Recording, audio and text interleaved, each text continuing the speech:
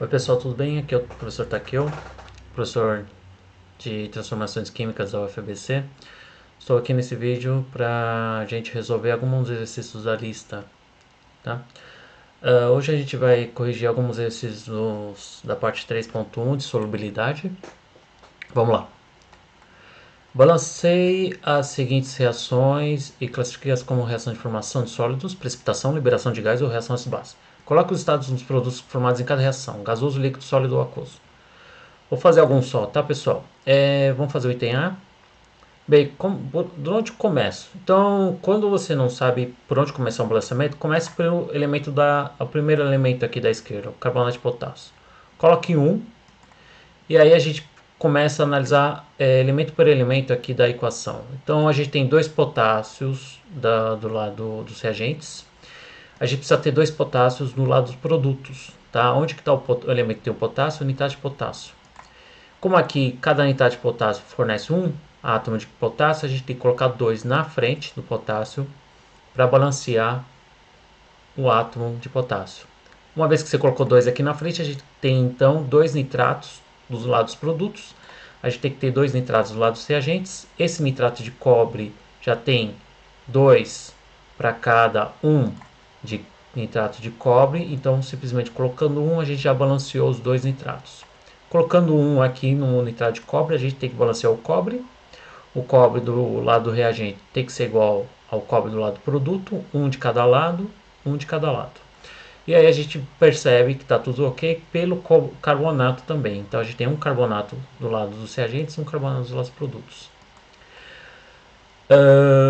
Que tipo de reação é essa? Então, nitratos de potássio geralmente são muito solúveis, então eles vão estar na forma dissociada, nitrato menos e potássio mais, então a gente coloca em meio aquoso. O carbonato de cobre, que é uma coisa que é meio estranha nesse exercício, porque na verdade não existe, né? Mas considerando ele como produto, seria o produto um sólido, seria uma reação de precipitação, tá? Na verdade não existe carbonato de cobre, o que existe é a azurita, que é essa molécula, esse composto aqui, tá, pessoal? Item F, hidróxido de ferro, ácido nítrico, nitrato de ferro e água. Então, mesmo esquema, você começa pelo composto da esquerda, o hidróxido de ferro. A gente começa colocando 1 no primeiro composto. Então, um ferro do lado dos reagentes tem que ser igual a um ferro do lado dos produtos. Um ferro, um ferro. Uma vez que eu coloquei 1 aqui, agora eu preciso balancear os 3 nitratos do nitrato de ferro. 3 nitratos nos reagentes. Onde que tem nitrato? Aqui no ácido nítrico.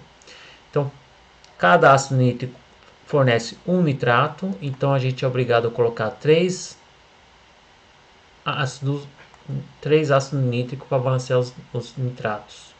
Agora a gente precisa balancear os hidrogênios. Então tem 3 hidrogênios aqui, mas não esquecendo que a gente tem 3 hidrogênios aqui também. Então total 6 hidrogênios.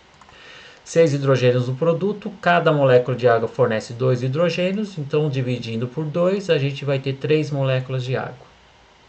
Estado dos produtos.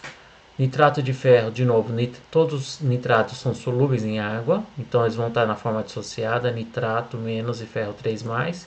E a água é o solvente, então a gente põe ele no estado líquido. É uma reação do tipo ácido-base, porque a gente tem ácido nítrico, base, hidróxido de ferro. É um ácido de arrenos com uma base de arrenos.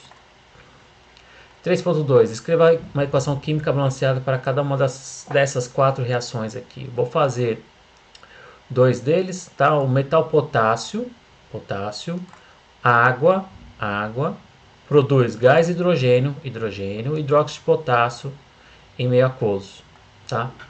A equação está feita, só que a equação ainda não está balanceada. Então vamos lá. Balanceamento de novo do potássio, mesmo esquema. Um potássio do lado dos reagentes, um potássio do lado dos produtos. A gente só tem um aqui. A gente coloca então agora para balancear um oxigênio, porque a gente tem um aqui, um oxigênio. Então a gente tem uma molécula de água. Então a gente balanceou potássio, oxigênio. Agora a gente precisa balancear o hidrogênio, que falta aqui. Número total de hidrogênios do lado dos reagentes são 2. E a gente tem um hidrogênio já contado aqui. Então a gente precisa colocar dos dois mais um hidrogênio aqui na molécula de hidrogênio e a gente é obrigado a colocar meio de hidrogênio para dar o balanceamento de hidrogênios. Tá certo dessa forma? Tá certo, mas fica mais bonitinho se você multiplicar tudo por 2 para eliminar o meio aqui. Lítio reage a quente atmosfera de nitrogênio para produzir nitreto de lítio. A equação está descrita corretamente, agora a gente precisa balancear a equação. Então, de novo, 1 lítio do lado do reagente, 1 lítio do lado do produto. Opa, aqui agora a gente vê que tem 3 lítios no lado dos produtos. Quando você tem uma situação dessa, que você tem um número de átomos maior do lado dos produtos, a gente agora tem que começar do lado dos produtos. Então a gente começa com 1 de nitreto de lítio, que vai fornecer 3 átomos de lítio, 3 lítios nos reagentes, então a gente balanceou agora o reagente lítio. Como a gente colocou 1 aqui, a gente também tem 1 nitrogênio do lado dos produtos, a gente precisa ter 1 nitrogênio do lado dos reagentes. Como a gente tem para cada molécula de nitrogênio 2 átomos de nitrogênio, a gente é obrigado a colocar de novo o meio aqui. Ok? 3.3. Explica porque sólidos iônicos como NaCl têm altos pontos de fusão e mesmo assim dissolve-se em água. NaCl tem um alto ponto de fusão por causa das interações íon-íon que existem entre os íons sódio e os íons cloreto, certo? No estado sólido, tanto é que no estado sólido ele tem um arranjo tão ordenado e essas interações são tão fortes que não há movimento de elétrons quando você coloca uma diferença de polo, aplica uma diferença de polo, tá? E quando você derrete ou você funde, ou você, até mesmo em solução aquosa, você acaba tornando acaba criando uma estrutura não organizada, porque você rompeu um pouco dessas interações aqui e você tornou uma estrutura não organizada. Esses íons acabam tendo uma mobilidade maior e por isso que tanto no estado fundido ou no estado aquoso há uma condutividade elétrica, tá? Isso é a parte da questão. Para responder por que dissolve em água, a gente precisa tentar visualizar como que esse processo ocorre. Então, primeiro, a gente começa a ter duas coisas acontecendo quando você tem uma dissolução de água. A gente tem interações sendo rompidas. Quais são essas interações? As interações íon-íon, certo?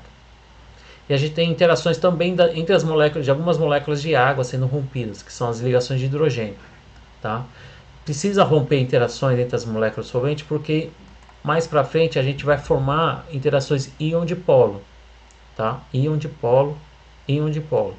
Para que essas interações íon-dipolo sejam formadas, as moléculas do solvente, algumas moléculas do solvente precisam, as interações entre as moléculas de água precisam ser rompidas, tá? E aí com o passar do tempo a gente vai rompendo mais interações íon-íon e vai formando mais interações íon-dipolo até você ter todo o sal dissolvido em água. A gente pode representar esse processo também por um gráfico parecido com aquele que a gente viu com o Born-Haber, tá? A gente tem o estado inicial aqui, onde tem os solventes solutos separados. E aí no primeiro momento a gente precisa romper as interações que compõem as estruturas do soluto. A gente precisa romper as interações entre as moléculas do solvente para que a gente então consiga formar interações entre o íon e o solvente, né? Então o processo de dissolução ocorre mais ou menos nesse processo aqui. O delta, que é basicamente a variação de energia do estado inicial do estado final, ela pode ser negativa, como a gente está vendo aqui, ou positiva. Isso se a energia for relativa da solução for mais alta que a energia do estado inicial. Tá? A gente pode ter os dois casos. Aqui, nesse exemplo, eu estou dando um ΔH negativo. Se o ΔH for negativo, a solução vai esquentar, vai ser um processo exotérmico. Se o ΔH for positivo, a solução vai esfriar, que é o processo endotérmico. Tá? Se a gente analisar os valores de ΔH do sódio, do cloreto de sódio, a gente vai ver que o ΔH dele é positivo. Tá? A gente tem sais com ΔH negativo, ΔHs positivos. Esses ΔHs, essas entalpias de solvatação, basicamente está relacionado a se a solução vai esquentar ou vai esfriar. O que vai dizer se um sal vai dissolver ou não depende de outros fatores, na verdade. Então depende de temperatura, depende das condições que você está fazendo o processo, depende do que a gente viu agora, a variação de entalpia, mas também depende da entropia, tá? O processo de solução vai ser favorecido sempre quando a variação de entalpia for negativa, ΔH negativo, mas no caso do cloreto de sódio, como o ΔH é positivo, a gente tem um aumento da desordem como o fator preponderante aqui. Tá? Se a gente considerar a equação de Gibbs, apesar do ΔH do cloreto de sódio ser positivo, o fator entrópico prevalece e faz com que o processo seja espontâneo. Que processo que é? É o processo de dissolução. Tá? Então, resumindo, o QNA0 tem altos pontos de fusão por causa das interações íon-íon bastante fortes. Você precisa de muita energia para romper essas interações. E também pelo fato de todo o processo de dissolução ser um processo com entropia positiva. Tá? A entropia de processo de dissolução são positivas porque você tem duas coisas organizadas em separado, levando a um sistema um pouco mais desorganizado, mais caótico. Tá? 3.6. Esse exercício também é muito similar ao que a gente viu lá no começo, só que agora são equações iônicas. Tá? Mesmo esquema. Então você tem aqui, coloco já pus aqui um aqui no produto, porque eu já vi que tem dois Ag aqui e um aqui. Então eu parto do 1 aqui, são dois átomos de prata do lado dos produtos, duas pratas do lado dos reagentes, então a gente põe 2. Como aqui a gente já tem um cromato de um lado, a gente precisa colocar um cromato do outro. Então acabou, bem simples, tá? Os outros itens também são bem simples, são bem diferentes daqueles que a gente vê em aula, que tem várias regras, tá? O último exercício é também relativamente simples, a solubilidade de sais inorgânicos, geralmente representada em gramas de soluto dissolvido por 100 gramas de água. Considerando o gráfico abaixo, responda. Qual a solubilidade em gramas por 100 gramas de água no KCl a 70 graus? Então aqui é basicamente procurar a curva do sal. KCl é essa curva aqui. 70 graus está aqui. Então a solubilidade do cloreto de potássio vai ser em torno de 48. E do nitrato de chumbo, que é essa curva em amarela, a 30 graus, vai bater mais ou menos aqui em torno de, sei lá, 66. Tá? Então essa é a resposta. Item B. Qual dentre os sais de potássio apresentados é mais solúvel em água a 50 graus Celsius? Então a 50 graus Celsius a gente tem esse sal aqui de potássio, de cromato, NaCl não entra, KCl, nitrato de chumbo não entra, e esse verde aqui, ó, lá em cima, que é o de nitrato de potássio em torno de 90.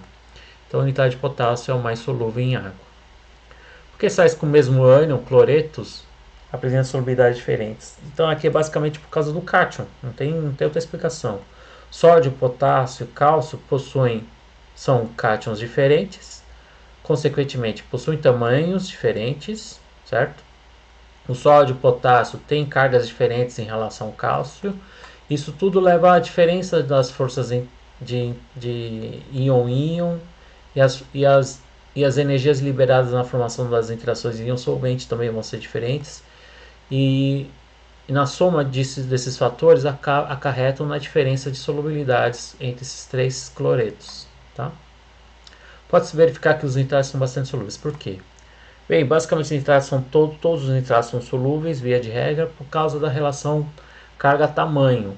Nitrato é um ânion muito grande e de uma carga -1. Então essa relação carga-tamanho favorece o processo de solvatação. Tá? Somados à entalpia de solvatação negativa, faz com que todos os nitratos sejam solúveis em água. Ok? Bem, feito a resolução parcial dessa lista, vou partir para outra lista, e aí eu vou colocar no YouTube assim que possível, tá, pessoal? Bons estudos, estudem bastante e não desistam dos estudos, tá, pessoal? Tchau!